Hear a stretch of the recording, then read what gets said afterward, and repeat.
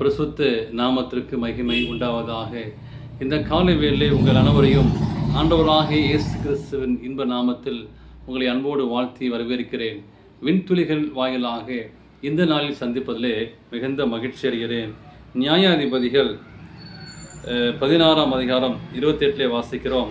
சிம்சோன் கர்த்தர் நோக்கி கூப்பிட்டு, கர்த்தராகிய ஆண்டவரே, நான் என்ன 2 கண்களுக்கு ஒரே தீர்வழியாய் பெலிஸ்தியர் கையிலே பழிவாங்கும்படி இந்த ஒரு விசை என்னை நினைத்தருளும் தேவனே, பலப்படுத்தும் என்று சொன்னான்.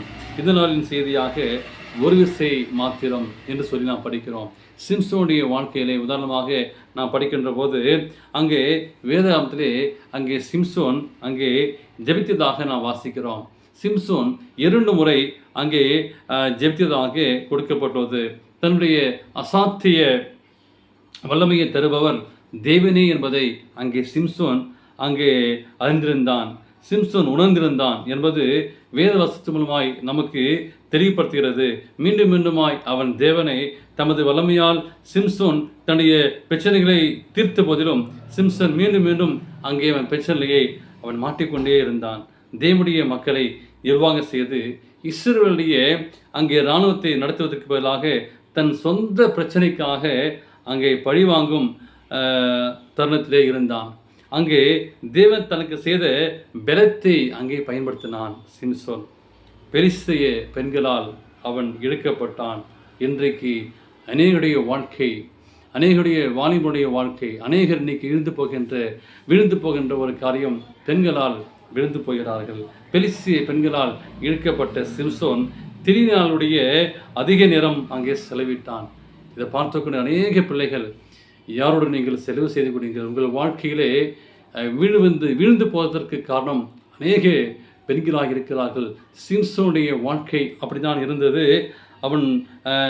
அவளை நம்ப முடியவில்லை என்று சொல்லி அவன் செயல்களால் காட்டிய போதிலும் அவளை நம்ப வைத்து அவன் அங்கே வாங்கினான். ஒவ்வொரு முறையும் அவர் சொல்வதை தன் எதிரியாளுக்கும் தெரிவித்தாள். கடைசியாக அந்த உண்மையை சொன்ன பிறகு அவள் மடியிலே தன் தலை வைத்து தூங்கின செயலானது அவளால் புரிந்து கொள்ள முடியவில்லை என்பதை காட்டுகிறது. குறைந்தபட்சம் தன்னுடைய மயிர் கத்தரிக்கப்படாதவாறு அவன் விழித்திருக்க வேண்டும். ஆனால் தன்னுடைய பலத்தையெல்லாம், தன்னுடைய பலன் முடியிலே இருந்தது. 7 சடை போட்டு அங்கே பின்னப்பட்ட அந்த சடை முற்றிலுமாய் போனது. தன்னுடைய பலத்தை முற்றிலுமாய் இழந்தான். இன்றைக்கு நம்முடைய பலத்தை இழந்து போகின்ற காரியம், எல்லா அவமானத்திற்கும் எல்லா பிரச்சனைக்கு காரணம். இன்றைக்கு அநேகர் பிரச்சனையிலே இருவதற்கு காரணம் பெண்களோடு வைத்திருக்கிற ஒரு காரியம். அப்படியேப்பட்ட காரியத்திலே சிம்சோன் இழந்து போனான். தேவன் சிம்சோனை காட்டி கொடுத்தால், சிம்சோனை தெளினால் காட்டி கொடுப்பது எளிதாக இருந்தது.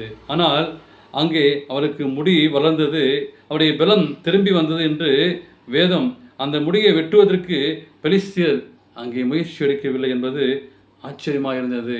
சிம்சோனுடைய முடிவிலே தேவனோடு வைத்திருந்த தொடர்பில் அவனுடைய பலன் இருந்தது. தன்னுடைய வாழ்க்கையிலே அவன் செய்த ஒரு காரியம், அகோரமான துன்பங்களையும் குறித்து சிம்சோன் யோசித்திருக்க வேண்டும். நீங்கள் நானும் இருந்து கற்றுக்கொண்ட ஒரு பாருங்கள், அநேக போராட்டம் வரும்போது, அநேக பிரச்சனை வரும்போது நாம் செய்த தவறு என்ன என்பதை உணர்ந்திருக்க வேண்டும். என்பதை உணராமல் போகும்போது தான் இப்படிப்பட்ட பிரச்சனை நாம் அழைகிறோம் என்பதை நீங்கள் நான் மறந்து போகக்கூடாது. எனவே சிம்சோன் பலமுறை தோற்ற போதிலும் சிம்சோனுடைய வேண்டுகோளுக்கு தேவன் அங்கே செவி கொடுத்தார். எத்தனை முறை நான் பாவத்திலே விழுந்தாலும் சரி, ஆண்டவர் உங்களையும் என்னையும் அந்த இளையகுமாரனை போல ஆண்டவர் காத்து கொண்டிருக்கிறார். எத்தனை பேர் நான் விழுந்து போனாலும் சரி, எனக்கு பிரியமான மகனே மகளே, நீ எப்பொழுது ஆண்டு சமூகத்தில் வருவாய் என்று சொல்லி தேவன் காத்து கொண்டிருக்கிறார்.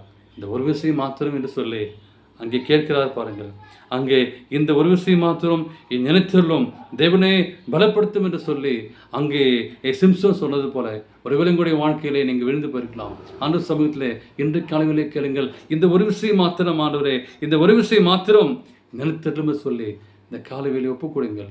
எப்படியேப்பட்ட பாவங்களையும், எப்படியேப்பட்ட போராட்டங்களையும், எப்படியேப்பட்ட கஷ்டங்களையும் தேவன் மாற்ற வல்லவராக இருக்கிறார். கர்த்தர் தாமே உங்களை ஆசீர்வதிப்பாராக. ஆமென்.